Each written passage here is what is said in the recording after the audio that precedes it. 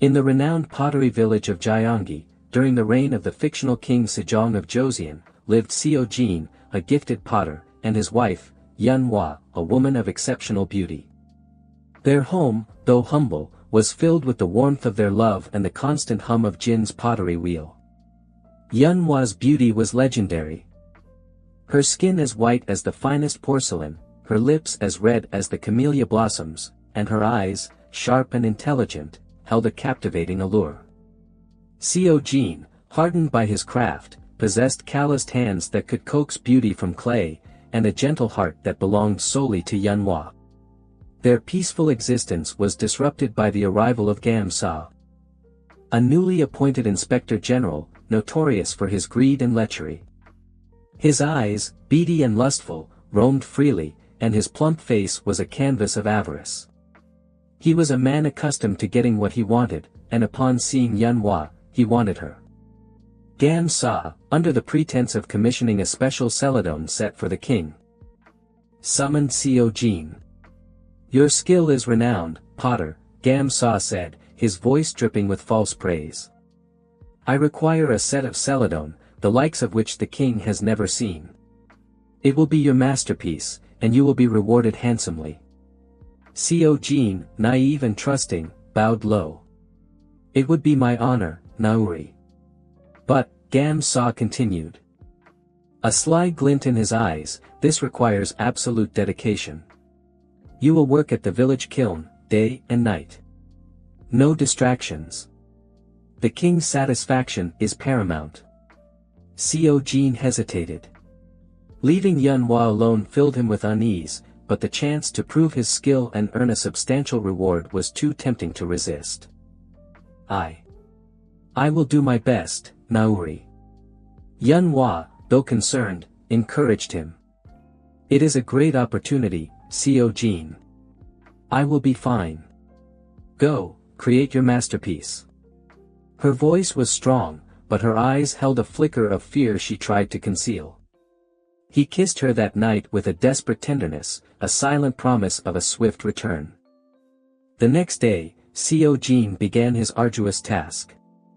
The village kiln was a place of intense heat and backbreaking labor.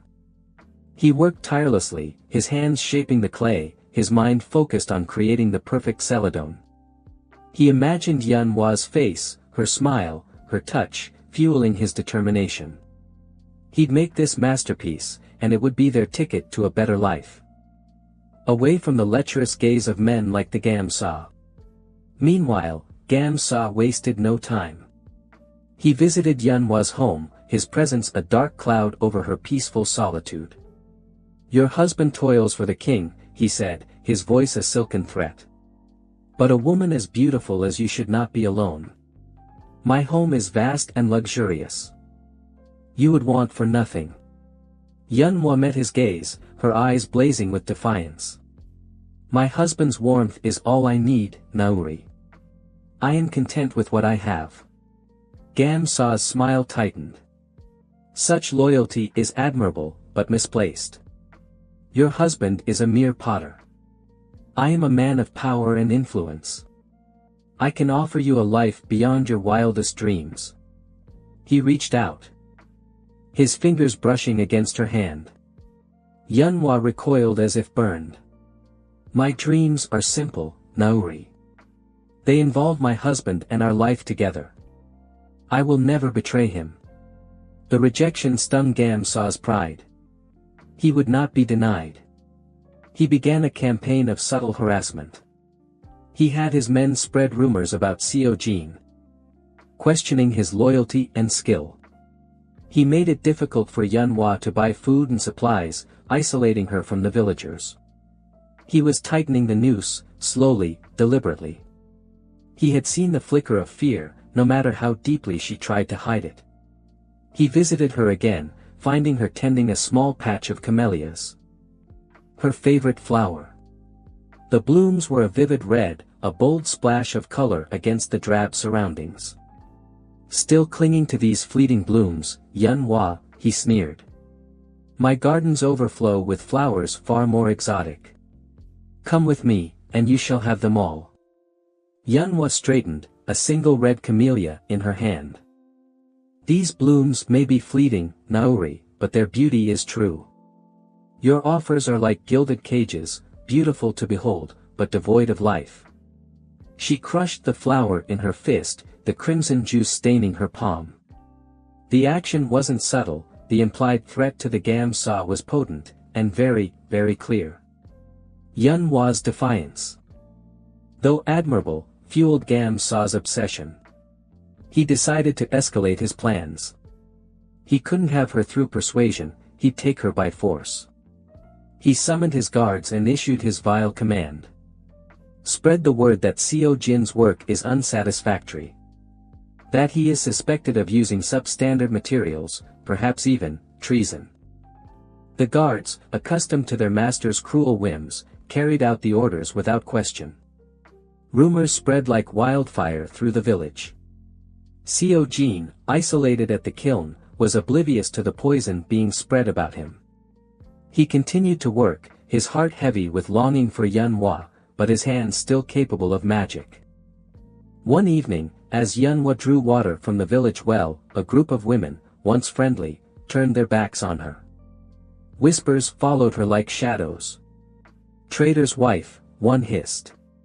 "She'll bring misfortune on us all." Yeon-hwa's heart clenched with fear and anger. She knew this was Gam-sa's doing. He was isolating her, making her vulnerable. But she wouldn't break. She would fight. That night, under the cloak of darkness, a figure slipped into the kiln where Seo Jin worked. It was Chun Sim, a Jisseong from the local Jabang, a woman of renowned beauty and sharp wit. Gam-sa had frequented her establishment, and in his drunken boasts, she had learned of his cruel intentions. She pitied Yeon-hwa, admired her strength, and despised Gam-sa's arrogance. "Seo Jin," she whispered, her voice urgent. "You are in danger." Seo Jin, startled, looked up from his work. "Who are you? What danger?" Chun Sim explained Gam-sa's plot, his lies, and his ultimate goal, to possess Yeon-hwa. Seo Jin's blood ran cold. He had been a fool, blinded by ambition and trust. "He plans to accuse you of treason," Chun Sim continued. "He has already sent his men to alter your work." Seo Jin rushed to the kiln where his precious celadone pieces were cooling. He found them shattered, deliberately broken, mixed with inferior clay. His masterpiece. His hope for a better future, lay in ruins. Despair washed over him. "I must go to Yeon-hwa," he said, his voice trembling. "No," Chun Sim said firmly. "He will be expecting that. You must go into hiding. I will help you. I know people who can expose Gam-sa's treachery." Seo Jin, torn between his desire to protect Yeon-hwa and the need to clear his name, reluctantly agreed. Chun Sim led him to a secret chamber beneath the Jabang, a hidden sanctuary known only to a few. Meanwhile, Gam-sa, confident in his victory, arrived at Yeon-hwa's house with his guards. "Your husband is a traitor," he announced, his voice booming. "He has been arrested. But I, in my benevolence, offer you a choice. Come with me, and I will see that he is treated leniently. Refuse, and he will face the full wrath of the law." He gave a menacing look, knowing full well the law was his to bend. Yeon-hwa stood before him, her face pale but resolute. She knew Seo Jin was innocent. She knew this was Gam-sa's final, desperate attempt to break her. She had a choice to make. A choice that would determine not only her fate, but Seo Jin's as well. The fire in her eyes burned brighter than ever. This was not the end. This was a new beginning. A beginning of a fight, a beginning of a hunt. She was now the hunter, and the fat, overconfident Gam-sa was now the prey. Yeon-hwa, seemingly defeated, bowed her head. I have no choice, Nauri. I will go with you." Gam-sa's face erupted in a triumphant grin. He had won. He reached out to take her arm, but Yeon subtly shifted, her movement graceful and deliberate. She allowed him to touch her, a calculated move that sent a shiver of anticipation through the lecherous official. "Excellent," Gam-sa purred. "You have made the wise decision. Tonight, we shall celebrate your enlightenment." He led her to his opulent palanquin, the guards forming a protective escort. Yeon, outwardly submissive, was inwardly seething with rage and a burning desire for revenge. She had a plan, a desperate gamble. But one she was willing to take. Chun Sim's words echoed in her mind, "I know people who can expose Gam-sa's treachery." The Jising had promised to send a message to a sympathetic magistrate in a neighboring province, a man known for his integrity and dislike of Gam-sa. As they traveled, Yeon subtly employed her charms. Feigning a growing interest in Gam-sa, she plied him with questions about his life, his ambitions, his power. She laughed at his crude jokes, flattered his ego, and even dared to touch his hand, sending a jolt of possessive lust through him.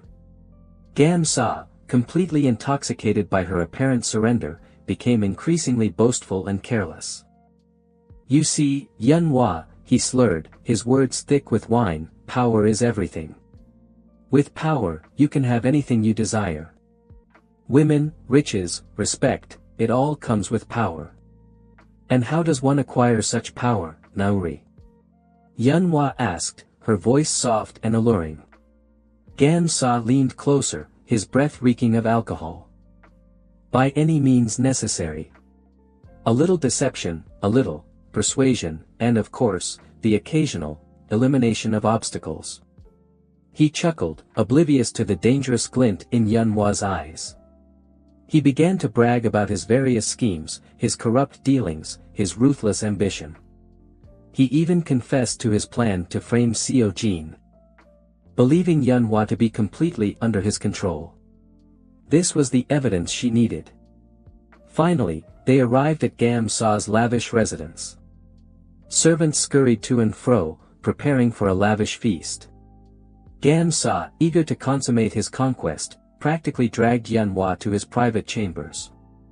The room was opulent, decorated with silk hangings, intricate carvings, and the finest Celadon pottery, some of which, Yeon recognized with a pang of sorrow, were undoubtedly Seo-jin's earlier works. "Tonight," Gam-sa declared, his voice thick with lust, "you will be mine, completely." He reached for her, his hands clumsy and demanding. Yeon allowed him to embrace her. To feel the curve of her body, the softness of her skin. She even responded to his kisses, her lips moving against his with a feigned passion that masked her revulsion. This was the most dangerous part of her plan, the point of no return. She needed to push him to the edge, to make him believe he had truly conquered her. As Gam-sa fumbled with the ties of her geoggery, Yeon whispered, "Nauri, before we proceed, there is something I must confess." Gam-sa paused, his eyes narrowed with suspicion. "Confess? What is it?" I have always admired powerful men," Yeon said, her voice trembling slightly, a deliberate act to enhance her vulnerability. "But I also fear them. Tell me, Nauri, what is the greatest secret you hold? The one that, if revealed, would ruin you?"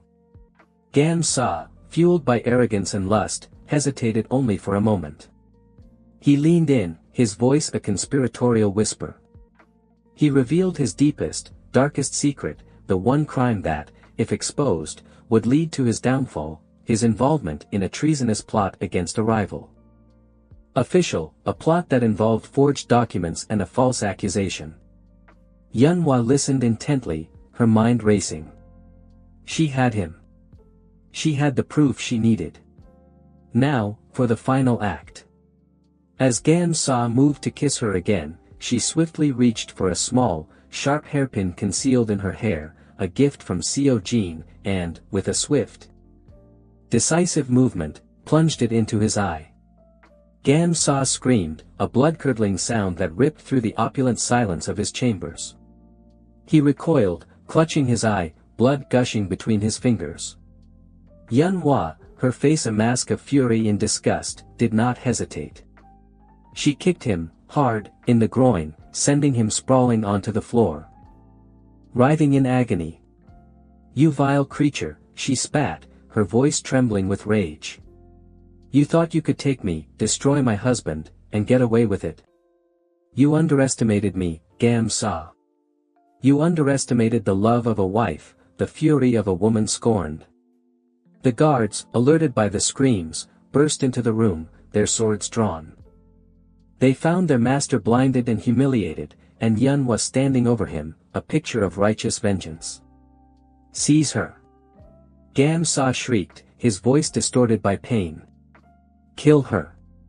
But before the guards could react, a voice rang out from the doorway. "Hold!" It was the magistrate from the neighboring province, the one Chun Sim had contacted. He strode into the room, followed by his own men, their faces grim. "What is the meaning of this?" Gam-sa bellowed, still clutching his bleeding eye. "I am here to investigate reports of corruption and abuse of power," the magistrate declared, his gaze sweeping over the scene with barely concealed disgust. "And it seems I have arrived just in time." Chun Sim, who had followed the magistrate, stepped forward. "I can testify to Gam-sa's crimes," she said, her voice clear and strong. "I have heard him boast of his plots, his cruelty, his treachery." Yeon, her strength finally failing her, sank to her knees, tears streaming down her face. She had done it. She had avenged her husband. And exposed Gam-sa's evil. But the victory felt hollow, tinged with the bitter taste of sacrifice. Gam-sa, realizing he was trapped, tried to deny everything, but the evidence was overwhelming. The magistrate, a man of honor, ordered his arrest. As Gam-sa was dragged away, screaming curses and threats, he looked at Yeon with pure, unadulterated hatred. Yeon, who had been hiding with Chun Sim's help, was brought before the magistrate. He was cleared of all charges and reunited with Yeon. Their reunion was bittersweet, filled with tears of joy and sorrow, relief and lingering fear. Gam-sa was eventually tried and convicted, his crimes exposed to the world. He was stripped of his rank and wealth, and sentenced to a slow, agonizing death, a fitting end for a man who had caused so much pain and suffering.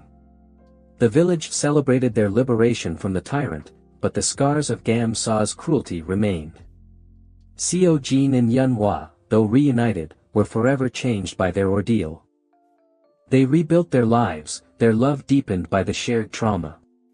Yeon continued to create his beautiful pottery, but his work now carried a subtle undercurrent of sadness, a reminder of the darkness they had overcome. Yeon, forever remembered for her bravery and cunning, became a symbol of resistance and resilience in the village. The story of her courage, and Gam-sa's downfall, led to the village being known as Kimonri, meaning, the village where the official's nose was taken, a distorted version of events that had occurred, and a testament to the power of folklore to twist and reshape history. The waterfall where Yeon had almost met an untimely end.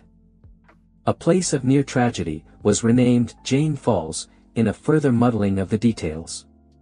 The tale of Yeon, and the corrupt Gam-sa became a legend, a cautionary tale about the abuse of power, the strength of love, and the enduring spirit of those who fight for justice. And though the years passed, and the details blurred, the essence of their story remained, a testament to the enduring power of the human spirit, whispered on the wind that swept through the pottery village of Gyeonggi. The faint smell of burning wood, the vision of the red camellia, and the feel of the hairpin, were constant reminders. The kiln fires, once symbols of Yeon's forced labor and Yeon's desperate anxiety, now burned with a renewed purpose. They represented not only the creation of beautiful art but also the resilience of their love and the triumph of good over evil. Yeon, though forever marked by the trauma of his false imprisonment and the near loss of Yeon, found solace in his craft. His hands, once trembling with fear and exhaustion, now moved with a newfound confidence and a deeper understanding of the fragility of life and the enduring power of love. He crafted a new celadon set, not for a corrupt official or a demanding king, but for Yeon. Each piece was a testament to their shared ordeal and their unwavering devotion. He incorporated subtle details into the design. A delicate camellia blossom etched into the lid of a tea bowl, a tiny, almost invisible hairpin hidden within the swirling pattern of a vase. These were secret messages, known only to them, reminders of the darkness they had faced and the light they had found together. Yeon, in turn, found new ways to channel her strength and intelligence. She became a leader in the village, advocating for the rights of the potters and their families, ensuring that no one would ever again suffer the injustice they had endured. She used her sharp wit and her undeniable charisma to negotiate fair prices for their wares, to protect them from exploitation, and to promote the artistry of the village. She organized the women, creating a network of support and solidarity, ensuring that no woman would ever have to face a threat like Gamsa alone. Chun Sim, the Jising who had risked her own safety to help them, became a close friend and confidant. She had seen the darkness of the world, the cruelty and corruption of men in power. But she had also witnessed the extraordinary courage of Yeon and the unwavering loyalty of Yeon. She found in their friendship a sense of purpose and belonging that she had never known before. She used her influence and connections within the Jibang to support Yeon's efforts, gathering information, spreading awareness, and even providing financial assistance when needed. The village itself, once overshadowed by Gamsa's tyranny, began to flourish. The story of Yeon's bravery and Yeon's artistry spread far and wide, attracting visitors and patrons who admired not only the beauty of the pottery but also the spirit of the people who created it. The name, Kimonri, initially a mark of shame, became a symbol of defiance and resilience, a reminder that even the most powerful oppressors could be brought down by the courage of ordinary people. Yeon and Yeon never forgot the pain they had endured. They bore the scars, both visible and invisible, of their ordeal. But they also carried within them the unshakable knowledge that their love had been tested and proven true. They had faced the darkness together, and they had emerged stronger, more compassionate, and more determined to live a life worthy of the sacrifices they had made. One day, years later, Yeon and Yeon stood by Jane Falls. The cascading water a constant reminder of the tragedy they had narrowly escaped. Yeon held Yeon's hand, his touch gentle but firm. The years had etched lines on their faces, but their eyes still held the same spark of love and defiance. "Do you ever regret it?" Yeon asked, his voice soft, almost a whisper. "What you did to Gamsa?" Yeon looked at him, her gaze unwavering. "Never," she said. "I would do it again, 1,000 times, to protect you, to protect us." Yeon nodded, his heart filled with a mixture of gratitude and awe.